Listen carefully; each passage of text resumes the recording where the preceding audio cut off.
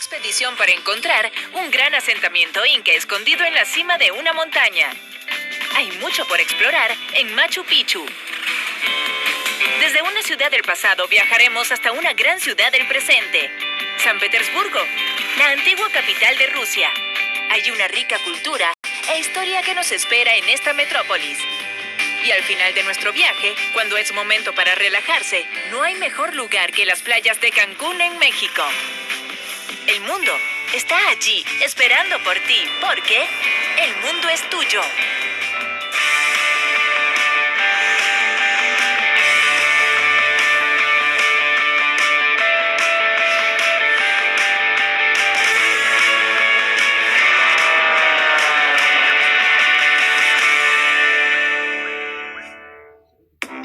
En lo alto de las montañas del Perú se encuentra la gran fortaleza inca de Machu Picchu. Este lugar data del siglo XV y se encuentra a 1432 metros sobre el nivel del mar. Son más de 1600 kilómetros de alto. Su nombre proviene del idioma quechua. Machu significa el viejo y Picchu significa pico. El nombre completo es entonces Viejo Pico. Se cree que Machu Picchu fue construido alrededor del año 1450 para funcionar como propiedad real del emperador inca Pachacútec. No obstante, fue abandonado apenas 80 años después, durante la conquista española. Machu Picchu permaneció siendo un misterio para el mundo exterior hasta 1911, cuando el historiador estadounidense Hiram Bingham hizo pública al mundo su existencia. Machu Picchu es ahora el icono más reconocido de la civilización inca y nuestra ventana a la realeza inca. Pachacútec, o Pachacuti Inga Yupanqui, fue el noveno Sapa Inca del reino de Cusco. El Sapa Inca, que en quechua significa solo Inca, también se conocía como Apu, o divinidad, Inca Capac, poderoso Inca, o simplemente Sapa, el único. Los Sapa Inca eran los gobernantes del reino de Cusco, y quienes se convertirían en los emperadores de los incas. Los orígenes de este reino son míticos y se remontan a la fundación de la ciudad de Cusco. La sucesión era hereditaria, transmitida de padre a hijo, y cada emperador era considerado como un dios descendiente directo del dios del sol. Previamente a la colonización española, existían dos dinastías familiares que gobernaban dicho imperio, las familias Jurín y Hanán. Pachacútec era descendiente de esta última, la familia Hanán. Inicialmente no era el destinado por su padre, Inca Viracocha, para convertirse en el nuevo Sapa. Durante la invasión de los chacas, cuando su padre y su hermano huyeron, Pachacútec dirigió la defensa militar y derrotó a su enemigo. La leyenda de la batalla es que el ataque de Pachacútec contra los chacas fue tan severo que incluso las piedras se alzaron para luchar al lado de Pachacútec, y así fue como el que transforma el mundo se convirtió en el nuevo príncipe y heredero de la corona. Durante su reinado, Pachacútec conquistó muchas tribus y estados, expandió los límites del reino de Cusco, reconstruyó la ciudad de Cusco para representar a este nuevo imperio. La expansión empírica que él inició tuvo continuidad durante 3 generaciones.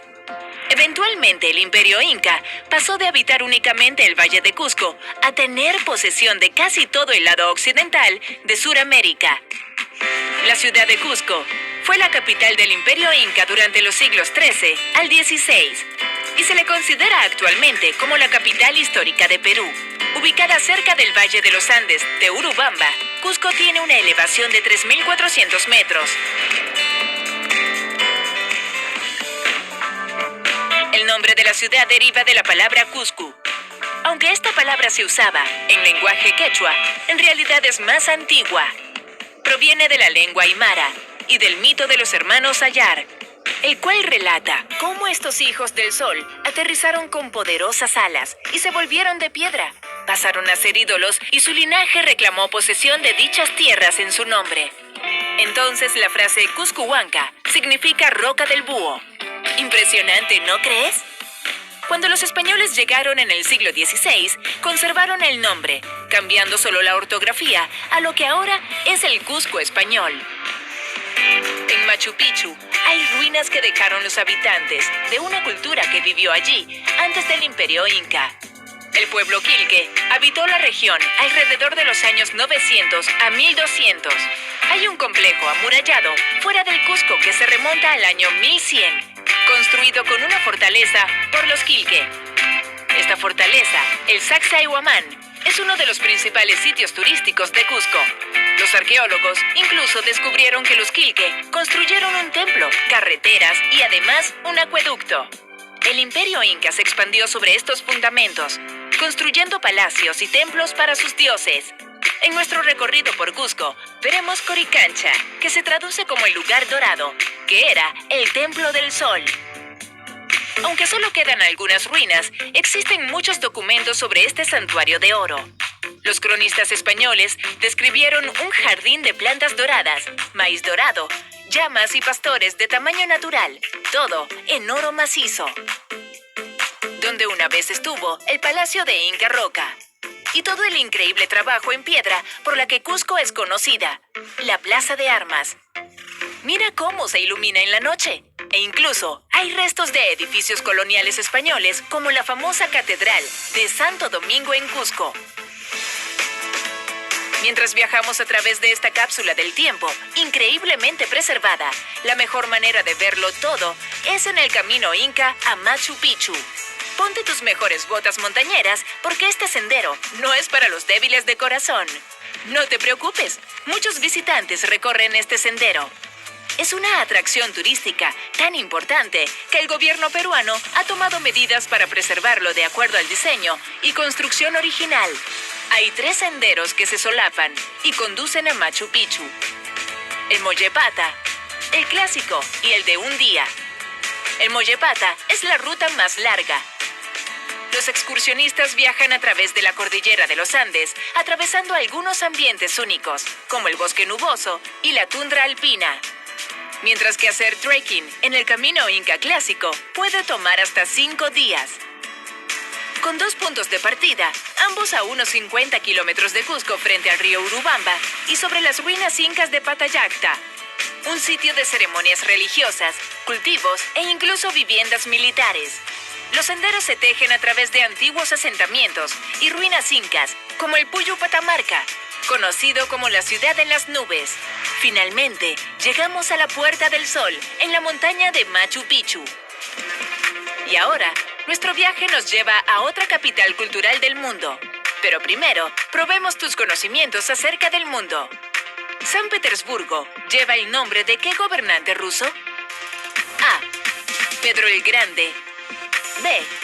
Pedro el Hermoso. C. Pedro el Conejo. D. Pittsburgh. La respuesta al regreso, cuando volvamos con más de El Mundo es Tuyo.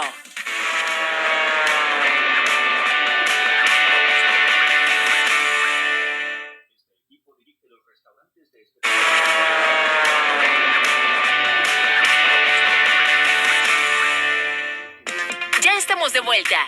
En el segmento anterior te hicimos la siguiente pregunta. ¿San Petersburgo lleva el nombre de qué gobernante ruso? A. Pedro el Grande. B. Pedro el Hermoso. C. Pedro el Conejo. D. Pittsburgh. Si pensaste en la opción A, Pedro el Grande, ¡acertaste! Pedro el Grande, o Peter Alexievich, estableció muchas de las instituciones que aún componen el moderno gobierno ruso. San Petersburgo, considerada la capital cultural de Rusia, es también una de las ciudades federales más importantes del país. La ciudad fue fundada por Pedro el Grande en 1703 durante su reinado sobre el Imperio Ruso. Y aunque el nombre de la ciudad ha cambiado con el tiempo, de Petrogrado en 1914 a Leningrado en 1924, el nombre fue cambiado de nuevo a San Petersburgo en 1991. La ciudad está situada en el río Neva, a la cabeza del Golfo de Finlandia, en el Mar Báltico. El territorio se extiende a lo largo de la bahía de Neva, incluyendo algunas islas en el Golfo. Las islas más grandes son Vasilievsky, Petrogradsky, Dekabriskov y Kristovsky. La composición de San Petersburgo hace que la duración del día varíe según la temporada, con luz diurna que va desde menos de 6 horas por día a más de 18. Imagina todo lo que puedes hacer durante esas 18 horas. San Petersburgo es sede de algunas de las obras arquitectónicas más notables del mundo y uno de los más impresionantes e icónicos de Rusia, el Palacio de Invierno. Construido durante el reinado de Pedro el Grande, el Palacio de Invierno fue la residencia oficial de los monarcas rusos desde 1732 hasta 1917. El palacio fue construido en una escala inmensa para demostrar el poder de la Rusia imperial. Fue desde este palacio que el zar, el gobernante ruso, controló más de 22.000 kilómetros cuadrados de tierra. Eso es casi una sexta parte de la superficie terrestre. Hacia finales del siglo XIX, eso incluía 125 millones de personas. Como símbolo de este gran poder, el palacio fue diseñado por varios arquitectos, incluyendo al famoso arquitecto italiano Bartolomeo Rastrelli, quien desarrolló el estilo barroco con que se diseñó el palacio. La fachada exterior mide 150 metros de longitud y 30 metros de alto.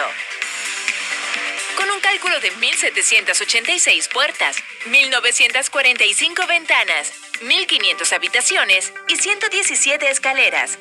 Realmente es un palacio impresionante, tal como Pedro el Grande lo quería. Ahora el actual Palacio de Invierno parte de un complejo de edificios. Entre la plaza del palacio y el terraplén del palacio adyacente al original de Pedro el Grande, ha sido alterado y ampliado, e incluso reconstruido después de un incendio en 1867. Aunque la fachada exterior se mantuvo intacta y sin cambios, hasta que el palacio fue asaltado en 1917. Y la imagen del palacio se convirtió en el símbolo icónico de la Revolución Rusa y el nacimiento del Estado soviético.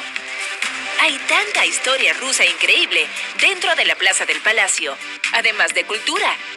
Y es este complejo de edificios el que conforma uno de los mejores museos de arte de la Tierra. ¿Sabes cuál? El Museo Estatal de Hermitage. El segundo después del Louvre en París en cuanto al espacio de exposición. El Museo del Hermitage fue fundado en 1764 por la emperatriz Catalina la Grande, cuando adquirió una importante colección de arte del comerciante alemán Johann Ernst Gouskowski. Las colecciones del Museo Hermitage se componen de más de 3 millones de obras. Solo una fracción de esta colección se exhibe a la vez. Y esto incluye la colección de pinturas más grande del mundo. Las colecciones se exhiben a lo largo de un complejo de edificios históricos ubicados en todo el terraplén del palacio y que conforman el museo principal. Estos edificios son el edificio original del Hermitage, el nuevo Hermitage, el Teatro Hermitage y, por supuesto, el Palacio de Invierno. Recientemente, el Museo del Hermitage se ha expandido para incluir el Palacio Menshikov, el Museo de la Porcelana, la edificación Staraya Derevnia y el edificio del Estado Mayor. Con un complejo tan grande de edificios increíbles, solo desde la plaza del palacio podemos tener una idea de la cultura rusa y de su influencia.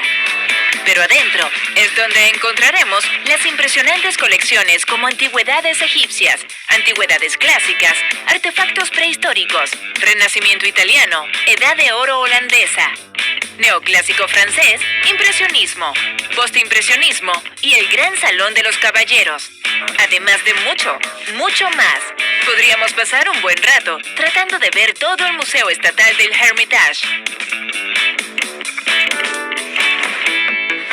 Y un día completo recorriendo uno de los museos más grandes del mundo seguro despertará nuestro apetito. Por suerte para nosotros, la comida tradicional rusa es increíble. La cocina rusa tradicional es una rica y ecléctica mezcla de culturas. Como Rusia es por área el país más grande del mundo, sus fronteras se extienden a lo largo de varios continentes y estas influencias están muy representadas en la comida. Hay una fusión de Europa del Norte, Europa Central, Asia Oriental, Asia Central, Siberia y Medio Oriente, y vamos a probar un poco de todo. El pelmeni es es una variante tradicional rusa y de Europa del Este de una bola de masa fina hervida que se rellena con carne picada. La receta tradicional de los Urales lleva un relleno compuesto de carne de res, cordero y cerdo. Este próximo plato ruso te parecerá conocido. Las kotlety son pequeñas albóndigas fritas hechas de carne molida, muy similar a la carne de Salisbury. Se preparan con una deliciosa mezcla de carne de res, cerdo, cebolla y especias.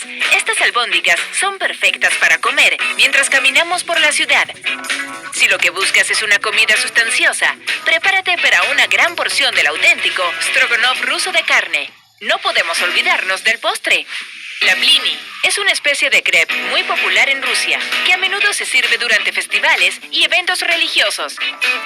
Tradicionalmente se prepara al final del invierno para honrar el renacimiento del nuevo sol durante Maslenitsa, la semana de la panqueca. La tradición fue adoptada por la Iglesia Ortodoxa como la última comida de productos lácteos y huevos antes del Seder. Hoy por hoy, la blini también es un delicioso desayuno. Hemos visto algunos hitos culturales e históricos increíbles y había tanta comida fascinante. Ahora es el momento de ir a la playa. Atrapa algunas olas y relájate. Pero primero, probemos tus conocimientos acerca del mundo. ¿Sabes de qué animal es el nido de la frase maya que dio origen a la palabra Cancún? A. Aves. B. Abejorros. C. Serpientes. D. Dragones. La respuesta al regreso, cuando volvamos con más de El mundo es tuyo.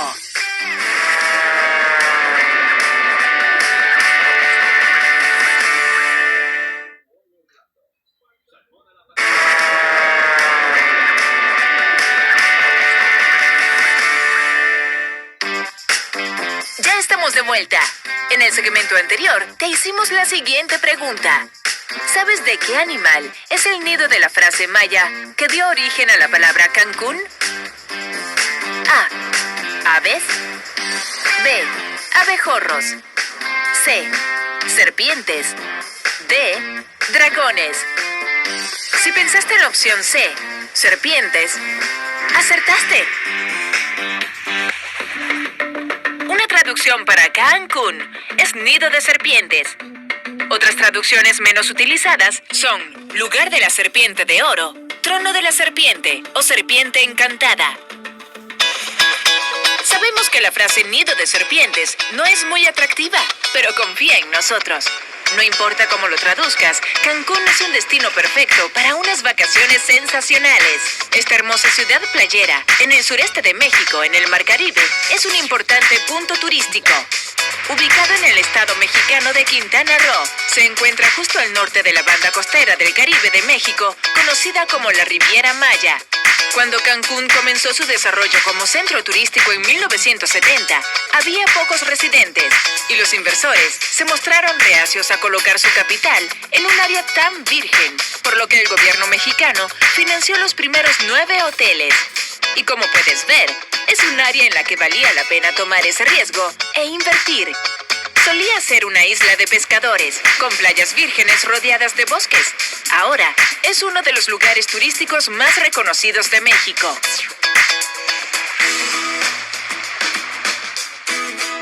Más allá de los centros turísticos, Cancún tiene una de las ruinas de la civilización maya mejor conservadas. Llegamos a la ciudad maya precolombina de Tulum. Las ruinas de Tulum descansan sobre acantilados de 15 metros de alto, a lo largo de la costa de la península de Yucatán. Tulum es la palabra maya de Yucatán para cerca o pared.